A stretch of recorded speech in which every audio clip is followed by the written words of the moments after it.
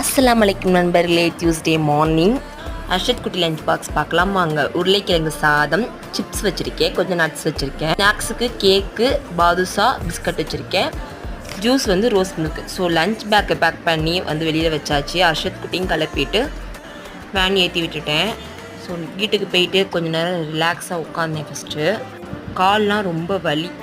கொஞ்சம் நேரம் உட்காந்துட்டு அதுக்கப்புறமேட்டு தான் தோசை ஊற்றி சாம்பார் இருந்துச்சு. நான் சாம்பார் தொட்டு சாப்பிட்டுக்கிட்டேன். 2-3 பேர் குழந்தைங்க ட்ரெஸ் இந்த மாதிரி இருந்தால் ஏதாச்சும் கொடுங்கன்னாங்க. சரின்னு யூஸ் பண்ணாத ட்ரெஸ்லாம் அவங்கள்ட்ட எடுத்து கொடுத்துட்டு கிச்சன் வந்து அடுப்பெலாம் நல்லா க்ளீன் பண்ணிட்டேன்.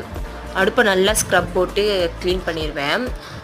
அப்படியே லஞ்ச் ரெடி பண்ணிடலான்னு சொல்லிட்டு ஒரு அடுப்பில் சாதம் வச்சிட்டேன். இன்னொரு அடுப்பில் பாசிப்பருப்பு சாம்பார் செய்யலான்னு சொல்லிட்டு ரெடி பண்ணிட்டு இருக்கேன். பாசிப்பருப்பை நல்லா வாஷ் பண்ணிவிட்டு அடுப்பில் வச்சிடலாம்.